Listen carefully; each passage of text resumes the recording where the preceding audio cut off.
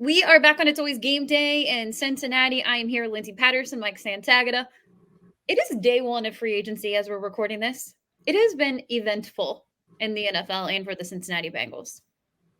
We're 7 hours in, and strap in. I feel like it doesn't stop the craziness until maybe Friday.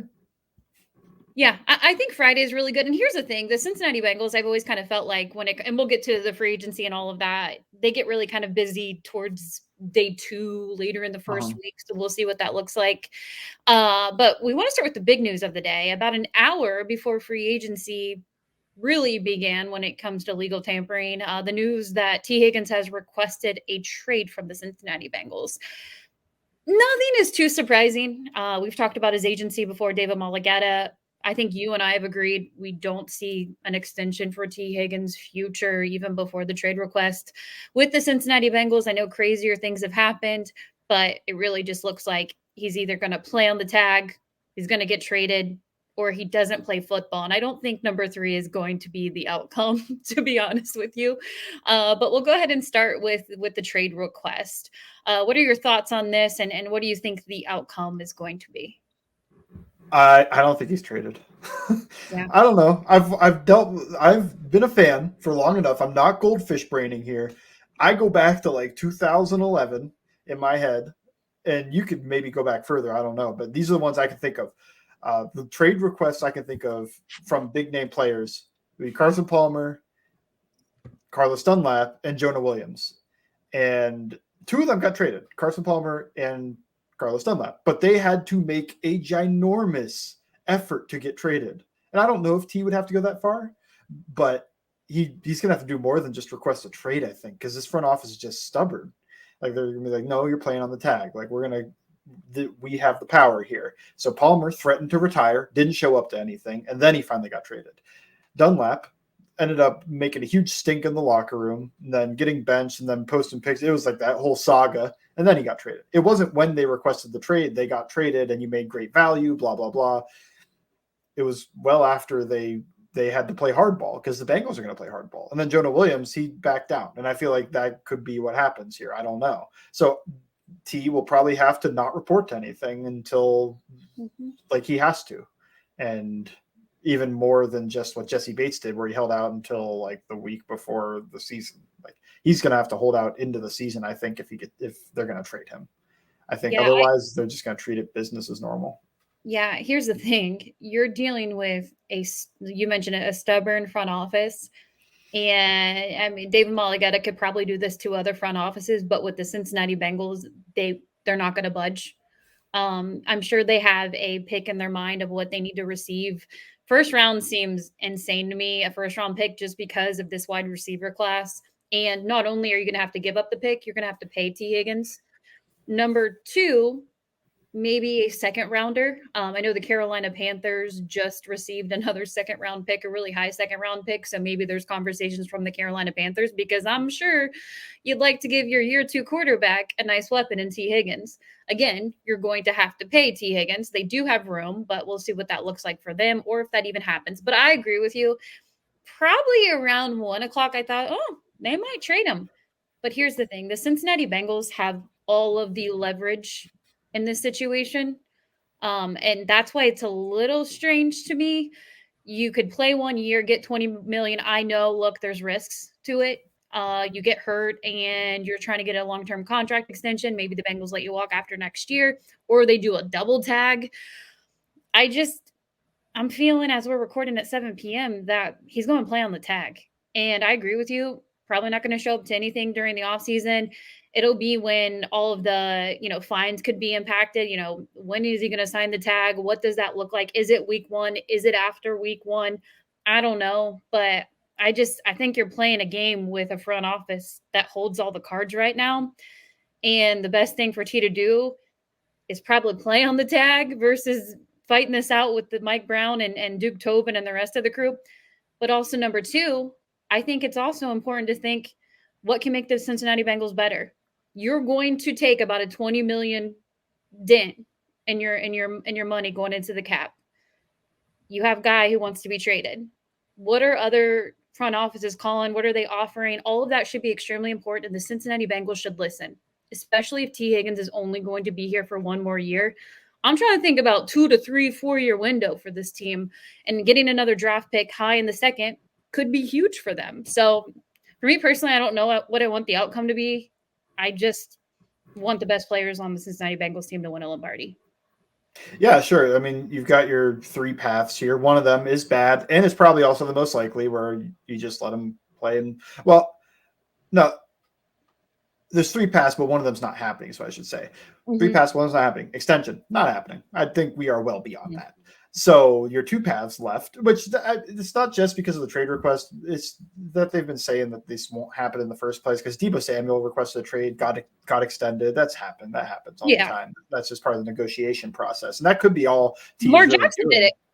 Yep, Lamar did it, and that could be all T's doing. It's just trying to negotiate into a long term deal somehow to be like, look, pay me or I want out, and then sometimes that works, and but not really for the Bengals, I don't think. So your second path here is to play on the tag and then he walks. Now, I think this is mostly described as bad, terrible, whatever. And I think for long-term team building, yeah, I agree this is not a great path. You get a third-round comp pick. I think he's going to make plenty of money on the open market.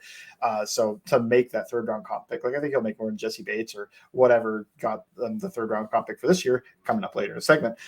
But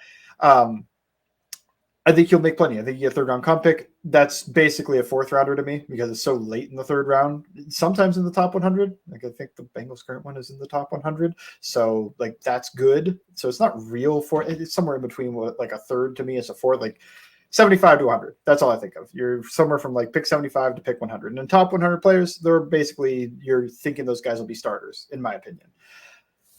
And then but I don't think that's terrible from a let's just go for that Lombardi this year standpoint because I feel like that's not the worst place to be is to go all in. Now they have to make moves now and like towards doing that if that's the plan, and then it could be screwed by T sitting out the year or whatever, or maybe coming in week 8 or whenever. I don't remember. I don't remember the Le'Veon Bell situation well enough to remember what week they have to report, but I that could think it's happen 10, week 10.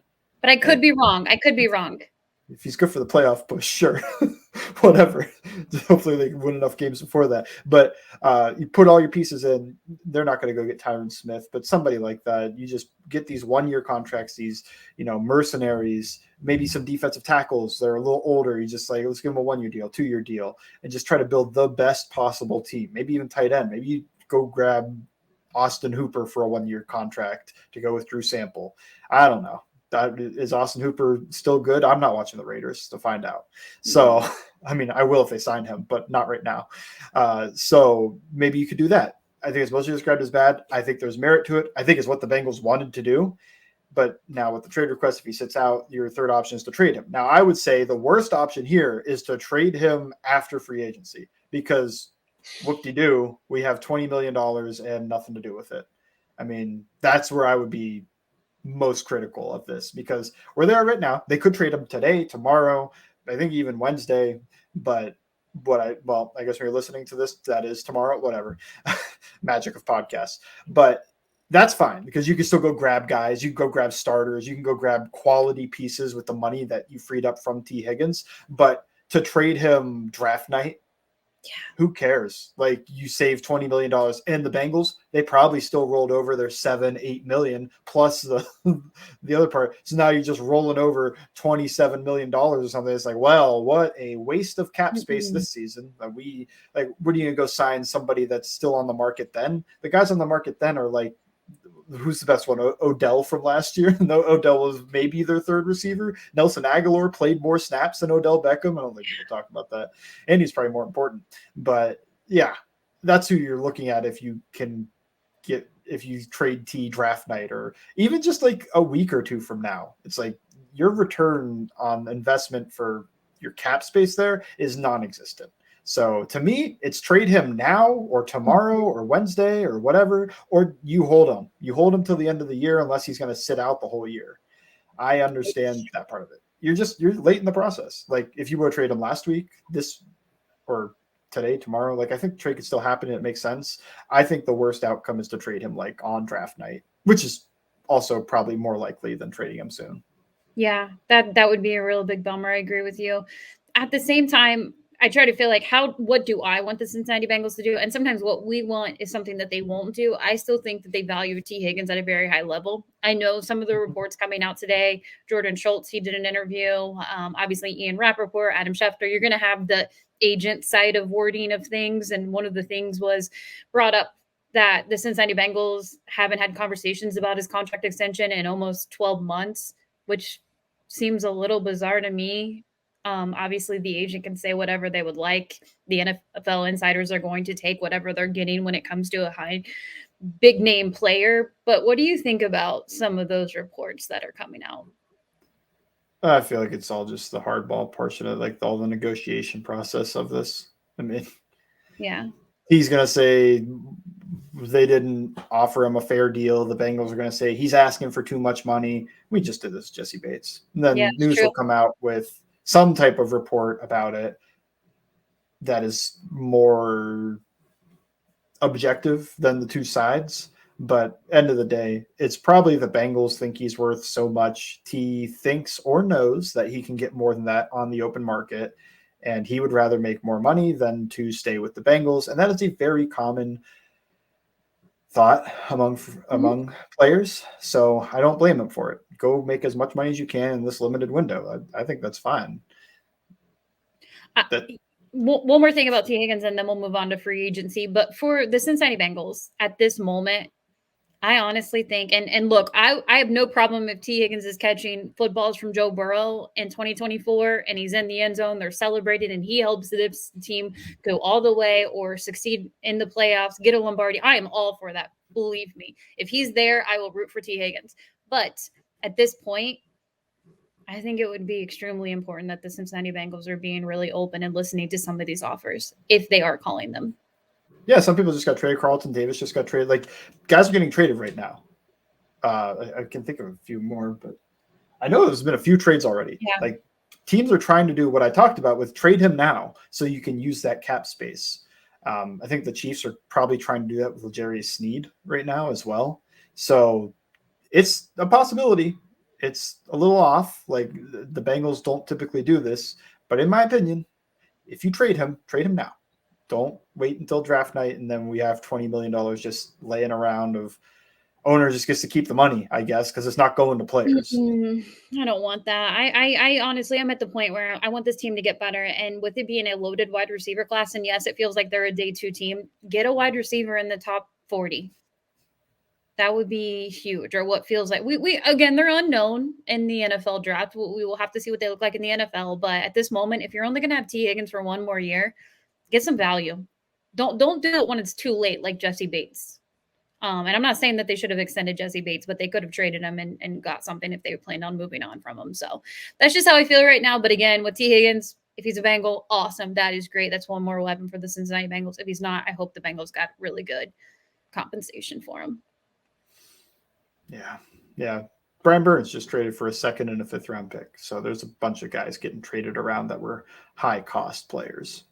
Give me that second, Panthers. You got an extra second. You need a wide receiver. It just feels like it could happen. But we'll see what happens for the Cincinnati Bengals. As we're recording this, T. Higgins is still a Cincinnati Bengal, even though he did request a trade before free agency started. So we'll see what happens there.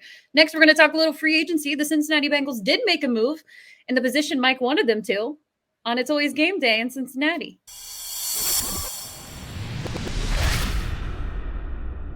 We are back on It's Always Game Day in Cincinnati. You know, it's really normal. Everybody's right on time when it comes to reactions for the Cincinnati Bengals when free agency starts. It's why are they not making any moves? They don't care. What are they doing? The Bengals made a move. One player that I am extremely happy that they signed, Geno Stone. Drew And Sample. Oh, hey, we will get to Drew Sample. I am a team Drew Sample. He was on my list. But so is Geno Stone in the safety room. I know a lot of people, they've talked plenty about the safety room. Dax Hill, is he a bust? No, he's not. Jordan Battle, you're going to bring him out there in year two. What does the safety room look like? Do the Cincinnati Bengals need to go into the safety market? And I said, yes.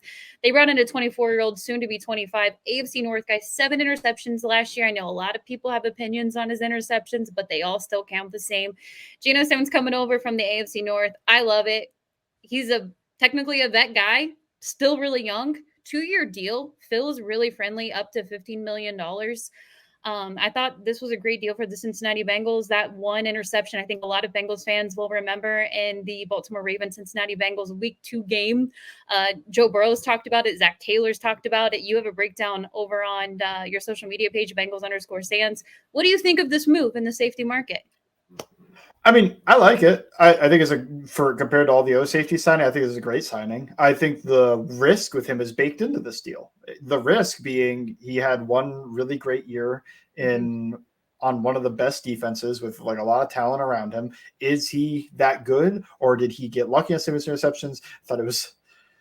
I looked at the list that Jay Morrison tweeted out about the most picks in a season since I think it was like 2010, and like Kevin Byron, Reggie Nelson at 8, tied for first. Great, both great players. And then Geno Stone, DeMonte Casey, Kurt Coleman, and Glover Quinn. After that, no, not the best list to be on to get 7 interceptions, I guess. But law of averages. This one's going to be a good one. So, yeah, I think the risk is baked in. I like it. I think in the vacuum, this is a great safety deal. My question is more on does this mean Dax is a bust? I mean, like, you don't say that definitively. I think this is a very big red flag, though, because I don't think he's going to play much this year. And I don't think he's going to play much.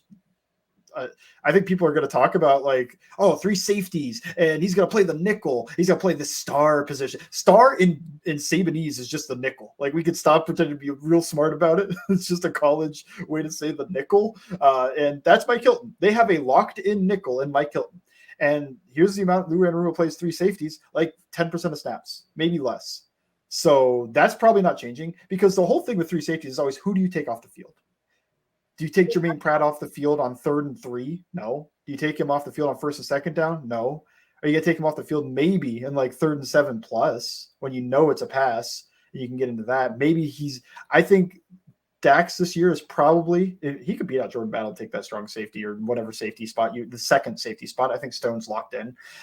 I think Battle's probably going to take that job because it seems like the coach staff really likes him. It doesn't seem like the coach staff really loves Dax Hill. So maybe this year he is Trey Flowers and 3rd safety. I think that's maybe 15% of snaps. And without an injury, that's kind of what I would predict for him this season. And then you could say, oh, he's the nickel next year. Yeah, fourth year player. They're just giving him that job, a job he's never done at the NFL level besides getting toasted one game against the Buccaneers. I don't see that happening either. So, I mean, he could compete for it. I think there could be a competition for him in that spot next year if Hilton walks.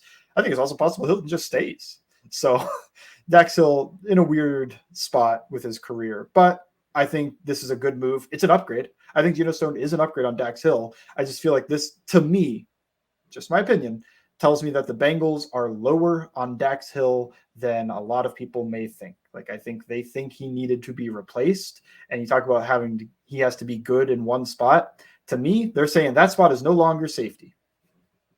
Wow, that really bums me out.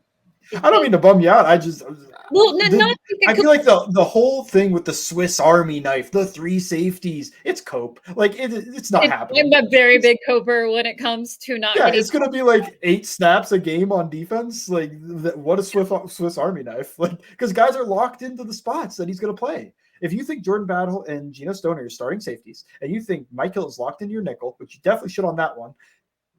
When does he play? Because you're going to have 4 defensive linemen. No. You're going to have, for most snaps, 2 linebackers. The one place he could play is in place of Jermaine Pratt, and I don't see them taking Pratt off the field after paying him.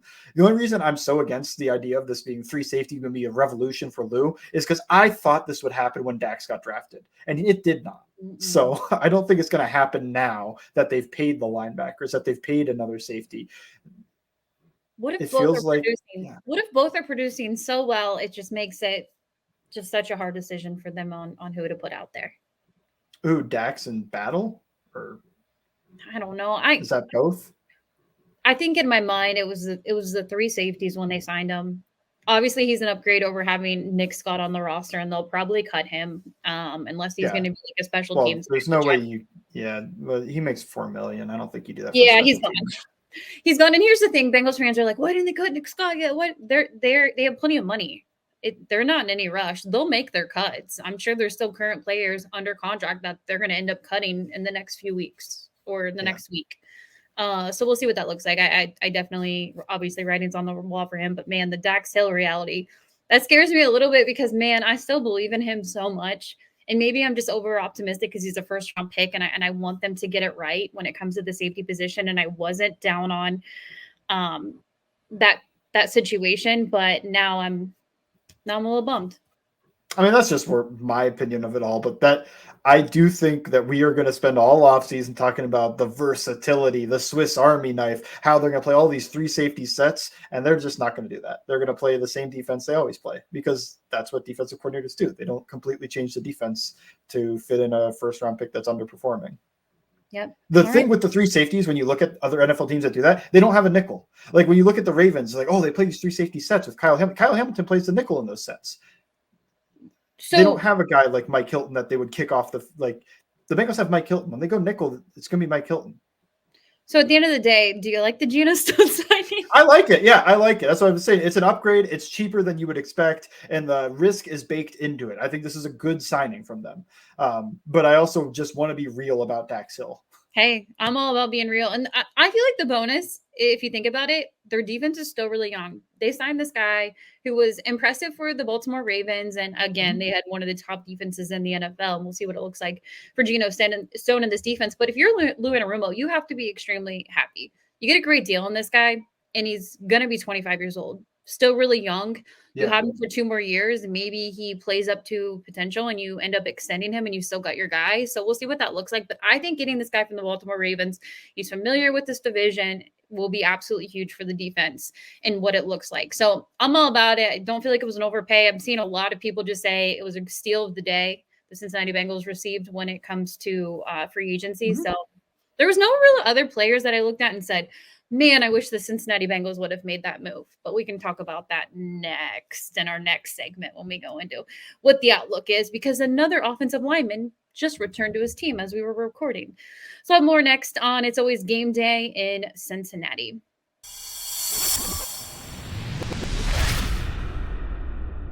We are back on It's Always Game Day in Cincinnati. Eventful day, a little recap here. Tee Higgins has requested a trade to be determined if the Cincinnati Bengals will trade him.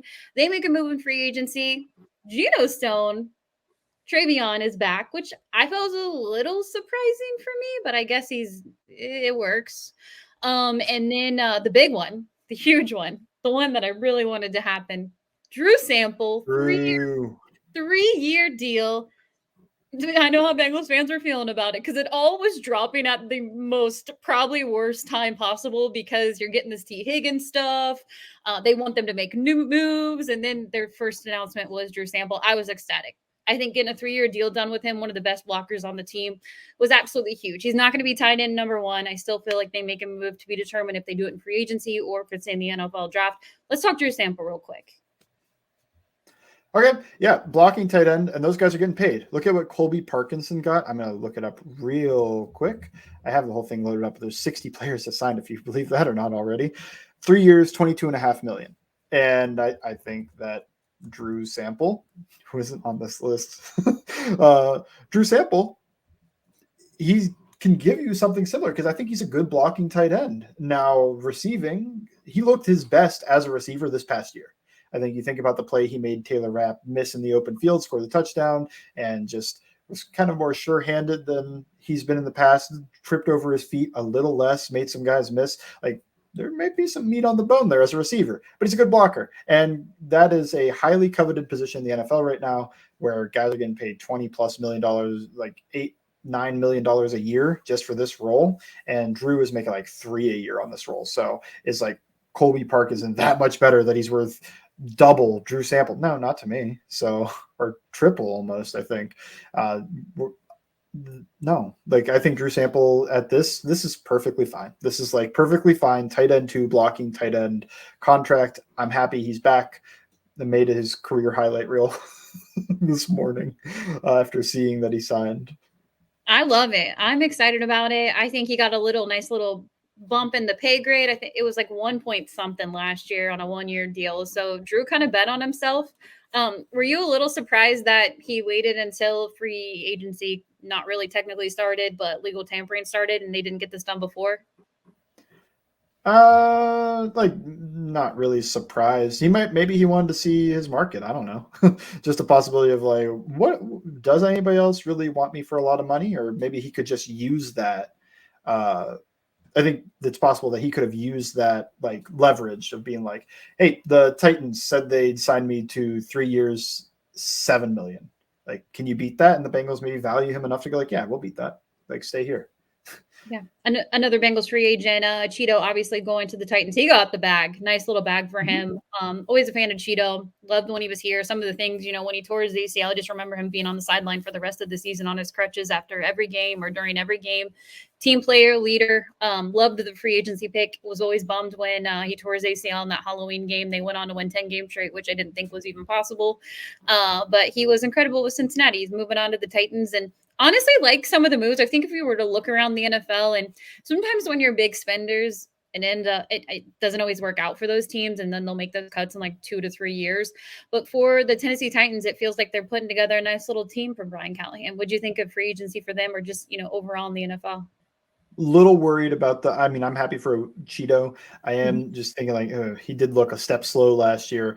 Tony Pollard at like 8 million a year feels fine. Like that one also. I don't know. I think it's going okay. They're not paying like what the Jags seem to do every year, where they pay the bad I don't know team what the tax. Jacks are doing. The Jags aren't even a bad team, and they're still paying the bad team tax. I don't understand. So they're not doing that. I think what they've done is fine so far. I think what really matters for them is hitting like their early picks, and making it work from there. Does Will Levis work? I have no idea. So like that one also might be part of it, unless one of those quarterbacks falls and they're the team to take him, because I don't think that's out of the question. So I think they've had an okay. The one thing I would say is Danico Autry leaving on a very modest deal to the Texans. I might have tried to keep him a little more than that, because I think he's still a pretty good player. Now you got to play him twice a year. Yeah, we'll see how it works out for Brian Callahan in the AFC South. But overall, I'm going to be completely honest with you. None of this really surprises me. They weren't in the Wilkins market. We knew that for sure. As of now, as we're recording this, the Cincinnati Bengals are still in the DJ Reader conversations. They've offered him a 2-year deal. We'll see if they do up to 3 years, which I'm sure other teams are in conversation with. I want to say the Lions we're another team that we're in talks with him, the Cincinnati Bengals. So we'll see what that looks like if he does return for them. I would love it. We've been talking about DJ Reader, fan of the I would say friend of the show. DJ Reader, I would love for him to be back. I know how the Cincinnati Bengals feels about players getting into their 30s, but he's a game changer. He's a leader on the defense. Seems like rehab is going really well. He's been at Paycor Stadium pretty much every day rehabbing ever since the injury. So good for him. I want it to happen. I understand if it doesn't happen, but when you think about the Cincinnati Bengals and other needs, trenches feels like the next few free agents for them. And maybe they go cornerback. I know their name was in the mix for Fuller, and that hasn't been completed, or he hasn't signed with the team yet. So we'll see if they add to the secondary and the cornerback room. But for me, I still think you need a tackle. Probably not in the guard starting market right now if you look at some of these That's pretty paydays. high. There's But still one. I think there's still a good player in Damian Lewis, but other than that, yeah, Jonah Jackson getting quite a bit of money, and then Robert Hunt. Woo, I had to look at it 20 million a year. I looked at it again. I was like, no way. Let me look at that. But if it shows you one thing, it's interior really matters. It could be defensive Mhm. line, it could be interior offensive line. They're getting paydays right now. And it honestly could mean for the Cincinnati Bengals if they do not, because I still feel like they need to get 2, maybe 3 defensive tackles, or just looking at the interior of their Yeah, defensive line and free and the agency right tackle. and a right tackle. So you have to make that decision, which I felt like they were going to make the decision to maybe go heavy on the interior defensive line, which is still possible. We're only a few hours into day one, maybe the tier 2-ish, 3 type of Yeah, sure. players. And then I don't know if you're looking at number 18 on the draft board, if your defensive tackle is there and you look at what these guys are making, getting a guy on a rookie deal who could be a day one starter would be absolutely huge. So you have those conversations. We'll see what that looks like. But for me, again, if he signs, I apologize if you're listening to this, but it feels like they're going to bring Becton in for a right tackle. Yeah, I'm with you, because Illuminor signed, and Illuminor, pretty modest deal. Like I kept trying to see, Yeah. but I think he's going to sign. I think he's going to sign like a pretty normal deal, and I think he signed $7 million a year with New York. And I don't even know if that's all. I don't. It's probably not all guaranteed. So that's a very modest deal, especially for what competent offensive lineman go for in free agency. So can you get Becton to something similar? That might be what you're going for at this point. Becton, 2 career games at right tackle. I'll say the feet look sloppy at right tackle, but I'll also say clearly talented, clearly a very talented player, very athletic for his size. Like there's a lot to like and reasons to like him. You just have to buy in that he's going to be able to play right tackle at a high level. And whether you do, I don't know. That would be the thing, because he didn't buy in really to playing right tackle until he had to. And now he's on the open market. Is there a team that might offer him a left tackle job? I don't know. There's a lot more needs at right tackle in the NFL. So I think that's interesting. Trent Brown, also out there, career right tackle for the most part, can play both sides. So he's also your right tackle options. Other than that, you're talking about like Josh Nijman, who was the 4th tackle for the Packers this year, didn't really play that well, in my opinion. But that was mostly at left tackle. That playoff game he got kind of beat up on. You run out of guys at tackle. We'll see. I mean, then you can really get into like that is a clear bridge guy. I know what we're doing at 18 type of thing. Like if you go get George Fant or Cam Fleming or something that's like, all right, that's a placeholder. Like that's your placeholder at offensive tackle. That's like trying to think of like the equivalent. It's like when people talk about like, oh, Trent Irwin was going to be a starting outsider. So placeholder for now. They're going to probably make some move. Yeah, that's how I see this tackle thing, because that's what I'm really worried about. I feel like there's plenty of defensive tackles still that I have some interest in. Yeah, I would say on the interior side of the defensive line, if you're looking at some of the guys who are available, who would be kind of your dream list for the Cincinnati Bengals? Doing a combo of like DJ Reader, Sheldon Rankins would be so cool, or Taylor Tart and DJ. I want Reader back, and we'll see if that happens. If that doesn't happen, maybe you go Taylor Tart and Sheldon Rankins, like 2. To me, tier 2-ish types. I don't know if I want to wade into like the tier 4, tier 3-ish. Like, talk yourself into Javon. Oh, man, they're gonna end up signing this guy, and then because I've heard a lot of. I know we like anybody we talk about on the show. That's right. But right now, I would say it was just like they go sign Javon Kinlaw, and people are trying to talk themselves into a former high pick. I mean, he's the Becton of the defensive tackles, probably, except. I feel like I could explain away Becton's issues more.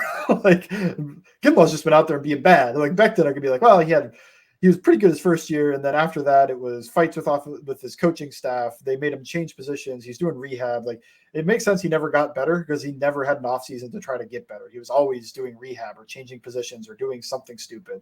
So there's always something holding him back. With Kinlaw, it's kind of like, he just never really played that well. Okay, well, hopefully they do stick to tier 2. I never really feel like they were in on a huge tier 1 person. I think no, and you saw like what Christian Wilkins got. Yeah, and that was fine. That's fine. I feel like a lot of people regret some of those free agency signings, and I trust the Bengals since 2020. Since 2020, I know it hasn't been that long ago. The way they've spent their money, and I feel like they'll kind of just go that route now. But I think trenches, if they go heavy on the trenches, and look, I'm not against adding another cornerback. The more secondary depth you have, or possible starters, or we'll see how they feel about DJ Turner. I'm still optimistic. Maybe I'm too optimistic about the secondary. But I like DJ Turner, and that would worry. The only worry I have about signing a corner is like, to me, I already feel like Dax Hill is just kind of put into like a 10%, 15% snap per game role. And then if you go sign a guy to go take DJ Turner's spot, it's like, what are we doing with these premium defensive back picks? They're just being lit on fire right now. Like you spend a first and a second on guys and they're both just riding bench. Like that to me would be a little bit disheartening. And there's only one slot corner spot, and it could still be Mike Hilton after this year. Like people talk themselves like, he's just going to become the slot corner. It's like, stop it. Like there's only one spot. I would think about an extension talk with Mike and be like, you know what? Let's think about maybe adding another year onto your contract. We'll see what he's played well. Like it would make sense to keep him around, and he's a leader of the team. So I get all that. Done it before.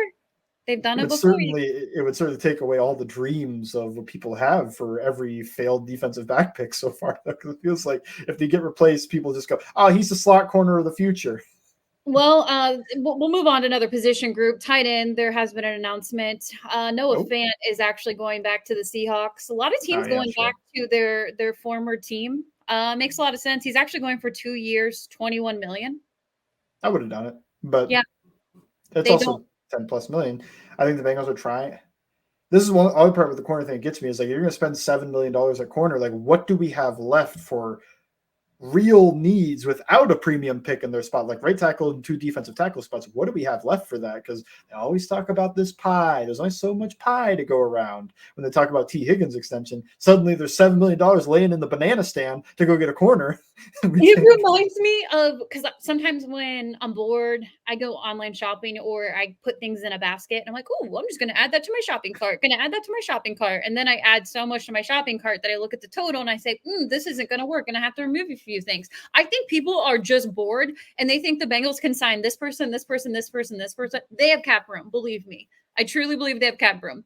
But just because the guy has a huge name doesn't mean the Bengals should go shove out a whole bag and give it to him. I want Yeah, them I to would. get better. I want them to get better Please, on the defensive line. I want them to get yeah. better at right tackle. Mm-hmm. But Please sign quality defensive tackles and offensive tackles before we start looking at, kind of it's not a need, but we could upgrade spots. yeah, and they don't look at the. Maybe I'm wrong. Maybe they decide in this draft they're going to get their tight end. You get another third round pick, that could be huge for a third round guy that they like in the tight end room. We'll see what that looks like for them. But I don't think that, I shouldn't say it. I think they're still going to add to the tight end room. Maybe it's a Hayden Hurst or maybe it's a rookie too, but you got about two more positions in your tight end room that you need to add. You only have Drew Sample under contract. So we'll see what that looks like for them. To be determined on what happens in the running back room. A lot of these running backs are finding teams. It almost feels Aaron like Jones cut. 29 years Interesting. old. You think the That Bengals are saying, come over? it doesn't affect the comp pick is all I was thinking. Oh, yeah, I like that. So we'll see what they do when it comes to that. But outside of that, for the Cincinnati Bengals, you know what's going to happen. You want to know what's really going to happen to the Cincinnati Bengals? Well, I'll start with, it's a right tackle position. Guess what's going to happen? We already talked about Becton. Are you saying it's not Becton? Jonah Williams is going to come back. There's no way. I think he's going to find a job. I don't think he wants back. I don't either. I don't. And obviously, we know how Bengals. That'd be a very unhappy. That'd be. That would be like I broke up with you to go be with this girl. Oh, they're not interested. Hey, what are you doing? We're both still single. We had a change of heart. We had a change of heart, and we decided that we are better together. So that's what's gonna happen. Yeah. That's both sides thinking they've got this other person on the side and going, oh, wow. No, we don't. Well, we're used to each other, right? No, I actually do not think that's going to happen. I think both teams are like, you know what? It was fun. Wish you well. Go join a team. And he's probably, I would see Jonah Williams. I wouldn't be surprised if he signed in the next 48 hours. So we'll see what that looks like. But just a lot of players who are re-signing with their team. So we'll see what that looks like when it comes to the tight end position. I still think the Bengals go heavy on the trenches. Maybe DJ Reader is back, but if not, wishing him well. We're going to record again on Thursday unless there's some huge signing. Maybe we'll jump on and do kind of an emergency podcast for 10 to 15 minutes on that signing. But yeah, the Cincinnati Bengals are just getting started. My advice for people, and we'll get to one more bit of news before we wrap up, is just enjoy free agency. Just because the team isn't active right away or it's a really heavy news day for them and they're signing a bunch of players, it doesn't mean they don't care about the team. They don't want to spend the money. I feel like we can trust the Cincinnati Bengals over the last few years. At least I trust them for some of the moves that they've made in the offseason. So you got to protect Joe Burrow. That's the most important thing. And obviously add to your interior defensive line. But huge news today, right before we started recording this podcast, Nick Cordy or Court, I hope I'm not butchering his name. He's absolutely huge. He's a genius when it comes to comp picks. He does this whole thing where he breaks it all down, and he's pretty much, I would probably say 99 or 100% right when it comes to what teams are going to get when it comes to NFL draft comp picks. He did his late on Friday, and the Cincinnati Bengals ended up getting I want to say they got 2 sixth round picks, or maybe they got a fifth and a sixth. I cannot remember. But a lot of people thought, well, that's wrong. They should have received a third round, or it should have been higher. Thought they were going to get another pick higher. And he even said, I think there's an error. The Cincinnati Bengals, and again, you'll need to go follow him, Nick Cordy, over on Twitter. He'll explain everything in his little breakdown. But he said, I actually think that they have an error here. I think the Cincinnati Bengals should have received a third round comp pick. And about 48 hours later, the NFL announced that the Cincinnati Bengals are going to get a third-round comp pick due to the error that they reviewed. I think that's absolutely huge. You could say something about maybe a fourth or a fifth-round pick, but going from a sixth to a 97th in a draft Mm-hmm. class where having that extra third could be huge for them. I don't see the Cincinnati Bengals trying to get rid of any of their draft picks. If not, they'd probably try to gain another one by this time in April. But what did you think about that era from the NFL and just having pick 97 again? Or Yeah. having it? Well, gaining it, yeah. Meaning Crazy to be that different. To be like, yeah, you got 2-6. Ah, we made a mistake. That's actually a third. Like that's about as crazy different as you can get. Was it like outside the top 200 to yeah. inside the top 100? That's crazy. That's insane. 6th round comp pick means nothing to me for the most part. Like if that guy turns into somebody, you've smashed a success by him just being on the field. Like um, Marcus Bailey, probably a smash success for a 7th round pick that he can get on the field and play snaps. So like that's where that kind of pick is. 3rd round comp pick inside the top 100. I already mentioned it. Like those are starters to me. Like Jesse to me, Bates. a top 100 pick is a starter. Yeah, Jordan Battle. That's another big. I think that was in comp pick territory because they traded down. So that would be like you can get a Jordan Battle type of player, like a guy that could start for you soon with that 97th pick. So awesome, cool. I don't see this happening that often. Glad that they got it right with the Bengals because I just usually put myself into like, oh, okay, this is what they've got. And then I saw that thing originally and I just kind of like waved it away. I was just kind of like, yeah, whatever, like it's not going to mean anything. Then it did. I was like, oh, wow, awesome. Yeah, and I think how the Cincinnati, or how all of NFL teams they invite someone. It could be a former fan or a former player to go make the announcement on draft night.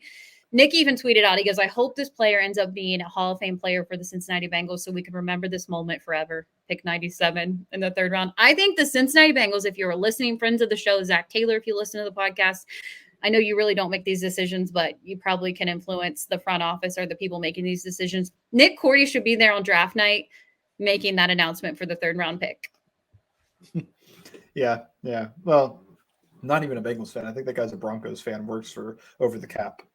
Oh, yes, and he works for Over the Cap. I didn't give his title, but I mean, I think he can drink free in Cincinnati for all I care. The guy got us another 3rd-round pick. We'll see what works out or what happens with it. But going from 214 to 97 is absolutely huge. Having 2 first-round picks it'll be fun. Or having 2 picks in the 3rd round will be fun to see what the Cincinnati Bengals decide to do. So that's all I really have. Day 1 of free agency in the books. It feels pretty exhausting. I'm not gonna lie, but I don't know. I'm pretty cool with the moves that were made today. You get guys like Travion back, Drew Sample, obviously not high on the list for a lot of people, but I think Drew Sample was, and then Geno Stone from the AFC North, adding to your secondary to be determined on Dax Hill's future. But I hope it's still bright. And that's all I have. Any other thoughts of the Cincinnati Bengals day 1? Nope, it's early. I'm not freaking out about any of it yet. Yeah, I think we should all just kind of chill a little bit. But if you want to check out Mike's work, make sure you're following him, Bengals_Sands. I'm sure if they sign another player in the next 48 hours, he'll have plenty of clips or breakdowns over on his Twitter page. You can follow me at LNDS Patterson. We'll be back on Thursday. Hopefully a lot to talk about for the Cincinnati Bengals and free agency. Thank you as always for listening too. It's always game day in Cincinnati.